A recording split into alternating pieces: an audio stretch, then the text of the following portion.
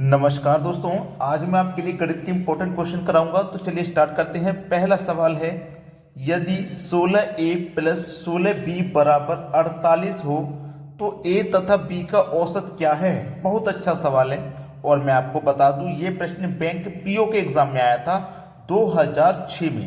पुराना क्वेश्चन है लेकिन एग्जाम में आया हुआ है। तो देखो इसको कैसे करेंगे। आपके पास दिया गया है 16a प्लस 16b बराबर 48। तो 16 इसमें भी है, 16 इसमें भी है, तो आप क्या करोगे, 16 को कॉमन ले लोगे और बचेगा क्या, a प्लस बी बचेगा। a प्लस बी बचेगा, 16 दोनों जगह से कॉमन आ गया, बराबर 48। अब 16 से 48 कट जाएगा, ठीक है। 16 तिया 48, 3 बार में कट जाएगा। इधर क्या है, a प्लस बी। आपसे पूछा गया है औसत क्या है। दोनों का योग कितना है, 3। योग 3 है तो क्या करते हैं औसत निकालने के लिए, योग में जितनी संख्या होती है उतने से डिवाइड दे देते हैं। तो a और b दो संख्या हैं तो योग में 2 से डिवाइड दे देंगे। जब 2 से डिवाइड देंगे तो आपका आंसर आएगा 1.5। 1.5 मतलब पहला ऑप्शन हो जाएगा आपके सवाल का बिल्कुल सही जवाब। सभी को प्रश्न समझ में आ गया है। अब देखेंगे अगला सवाल। अगला प्रश्न है, ए बी सी की औसत आयु 25 वर्ष है तथा इनकी आयु का अनुपात 3:5:7 है। ए की आयु कितनी है। 3 व्यक्ति हैं, ए बी और सी, ठीक है। इनकी आयु का अनुपात है 3, 5 और 7। अगर मैं इसे 3x मान लूं, इसको 5x मान लूं और इसको 7x मान लूं तो क्या इसके मान में कोई परिवर्तन आएगा, कोई परिवर्तन नहीं आएगा, ठीक है। ये मान लिया। अब देखो ये हमने मान लिया, हमारे पास औसत आयु दी गई है 25 वर्ष। तो हम क्या करते हैं, जो हमारे पास संख्या है 3, 5, 7, ठीक है, ये जो संख्या है निकालने का तरीका क्या है आपको अच्छे से पता है कि संख्याओं का योग करके जितनी संख्या है उतनी से डिवाइड कर दो। तो हम संख्याओं का योग कर देंगे, इनका योग। तो 3 और 5 8, 8 और 7, 8 और 7 हो जाएगा ये 15 और सभी के साथ x है तो 15x हो गया, बराबर कितना हो गया, 25 हो गया, ठीक है। यही तो है, 25 हो गया। अब एक बात याद रखना, आपके पास संख्याएं कितनी है, 1 2 3। तो हमारे पास संख्याओं का योग कितना आया है, 15x। तो संख्या के योग में संख्याओं से डिवाइड कर देती हैं। संख्या हमारे पास 3 है।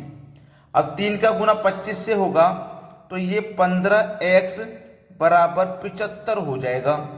15 5 75, यानी कि x का मान आ गया आपका 5। आपसे पूछा a की आयु कितनी है, x का मान 5 है और a का अनुपात हमारे पास 3 है। तो 5 का मल्टीप्लाई 3 से कर दो 15। समझ में आ गया। 5 का मल्टीप्लाई हम क्या करेंगे, 3 से कर देंगे तो 15। इसका मतलब a की आयु हो जाएगी 15। किस ऑप्शन में है, 5 7 8 12।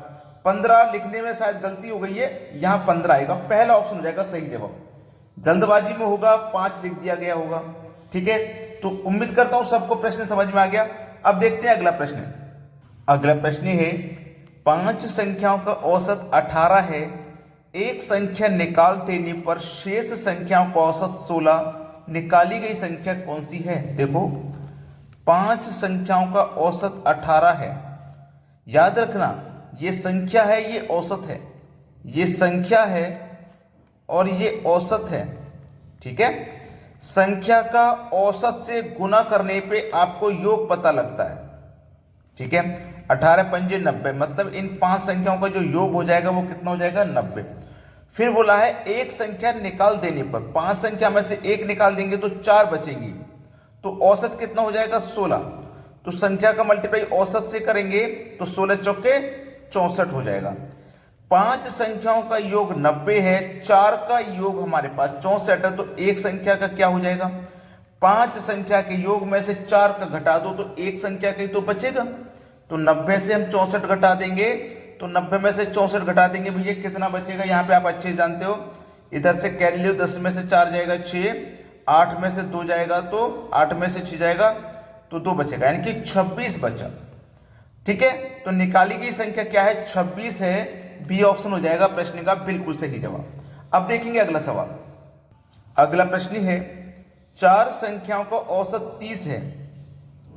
चार संख्याओं का औसत कितना है? 30। तो योग कितना हो जाएगा? गुना कर दो। ठीक है, 4 तिया 12, 4 तिया 12 और 1 ये 0, 120 हो जाएगा। ठीक है, छह संख्याओं का औसत 30 है। सॉरी, 4 नहीं है, 6 संख्या है, मैंने गलती से 4 लिख लिया। तो 6 तिया 18, 6 तिया 18 और 1 0, 180 हो जाएगा। ठीक है, 4 नहीं था, 6 संख्या था। 6 संख्याओं का औसत 30 है, तो 6 का 30 से गुना कर देंगे, 180। फिर बोला है कि प्रथम 4 संख्याओं का औसत 25 है। इस 6 में से पहले की जो 4 संख्या है उनका औसत 25 है, तो योग कितना हो जाएगा? 100। ठीक है, तथा अंतिम 3 संख्याओं का औसत 35 है। अंत की जो 3 संख्या होंगी उनका औसत 35 है, तो कितना हो जाएगा? इनका योग 105 हो जाएगा। टोटल संख्या 6 थी। अब इन दोनों को आप जोड़ोगे तो ये तो 7 हो गई। तो 7 संख्या का हमारे पास औसत कितना है? 205। ठीक है, ये संख्या कितनी होगी? 7। तो 7 संख्या के योग में से 6 का घटा दूंगा, 1 का बचेगा। ठीक है, वो हमें पता लग जाएगी। अब 205 में से 180 घटा दो, कितना बचेगा? 25 बचेगा। बस घटाई यानी कि बची हुई संख्या, चौथी संख्या हमारे पास 25 है। पहला ऑप्शन सही जवाब हो जाएगा। अब देखते हैं अगला सवाल। अगला प्रश्न है, 100 संख्याओं का औसत 44 है। इन 100 संख्याओं तथा 4 नई संख्याओं का औसत 50 है। इन 4 नई संख्याओं का औसत कितना है? देखो, 100 संख्याओं का औसत 44 है, याद रखना। 100 संख्याओं का औसत 44 है, 100 का 44 है, तो योग कितना हो जाएगा? योग हो जाएगा भैया 4400। क्लियर? 100 का गुना 44 से करेंगे तो 4400। फिर बोला है 100 संख्याओं तथा 4 नई संख्या। 100 संख्या और 4 नई संख्या, तो टोटल कितनी हो जाएंगी? 104। इनका औसत 50 है, तो योग कितना हो जाएगा? 50 का गुना हमें इससे करना पड़ेगा, योग हो जाएगा ये 0 लास्ट में। 5 चौको 20 का फिर से 0, हासिल लगे 2। 5 का 0 से करेंगे फिर से 0, हासिल का 2 आ जाएगा। 5 एकम 5 यानी कि 5200 हो जाएगा। फिर कह रहा है इन 4 नई संख्याओं का औसत कितना होगा? जो 100 से 104 हो गई, तो 4 संख्या बढ़ गई। इन 4 संख्याओं का औसत कितना होगा, ये पूछा है। तो देखो, पहले सबका योग करिए, 4400 और 5200। ठीक है, आप देखो, याद रखना, ये हमारे पास 104 संख्या है। इसमें से हम 100 संख्या घटा देंगे तभी तो 4 संख्या का निकाल पाएंगे। तो 104 में से 100 संख्या घटा दो, 4 संख्याओं का योग बचेगा। 5200 में से 4400 घटा देंगे, 800 बचेगा। ये इन 4 संख्याओं का योग है, और हमें निकालना है योग नहीं औसत। तो औसत कैसे निकालते हैं? योग में संख्याओं से डिवाइड दे देते हैं। संख्या आपकी 4 है, 4 दूनी का 8 और 2 0, 200 हो जाएगा। बी ऑप्शन बिल्कुल सही है। अब देखते हैं अगला प्रश्न। अगला प्रश्न है, 3 संख्याओं का औसत 28 है। पहली संख्या दूसरी से आधी है, तीसरी संख्या दूसरी से दोगुनी है, तीसरी संख्या क्या है? बोला गया है 3 संख्याओं का औसत 28 है, तो योग कितना हो जाएगा? 28 तिया 84 हो जाएगा। योग हो गया 84। पहली संख्या, दूसरी संख्या और ये तीसरी संख्या। अब जो बोला गया उस पर ध्यान दीजिए। पहली संख्या दूसरी से आधी है, पहली दूसरी से आधी है। अगर दूसरी 2 होगी तो पहली आधी है, 1 हो जाएगी। तीसरी संख्या दूसरी से दोगुनी है, जो तीसरी है ना वो दूसरी से दोगुनी मतलब 4 हो जाएगी। दोगुनी का मतलब 4। ठीक है, तो तीसरी संख्या क्या है? हमारे पास देखो, तीनों संख्याओं का योग कितना है? 84। 84 योग है हमारे पास। जब हमारे पास योग पता है तो हम इन अनुपातों का भी योग करेंगे। 4 और 2 6 और 1 7। तो इस योग में अनुपात के योग से डिवाइड कर दो।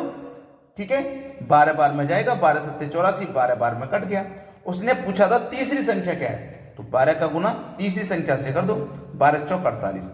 तीसरी संख्या 48 है, मतलब डी ऑप्शन है बिल्कुल सही जवाब। अब देखते हैं अगला प्रश्न। अगला प्रश्न है, 3 संख्याओं में पहली संख्या दूसरी संख्या की दोगुनी है। पहली संख्या, दूसरी संख्या और ये तीसरी संख्या। 3 संख्याओं में पहली संख्या दूसरी संख्या की दोगुनी है। पहली संख्या दूसरी की दोगुनी है। अगर दूसरी 1 होगी तो पहली दोगुनी है तो 2 हो जाएगी। ठीक है, फिर बोला है तीसरी संख्या की आधी है। तीसरी संख्या की आधी है, जो पहली संख्या है ना वो दूसरी की दोगुनी है और तीसरी की आधी है, तो तीसरी हमारे पास 4 हो जाएगा, तभी तो इसका आधा 2 होगा। समझ में आ गया यहाँ तक।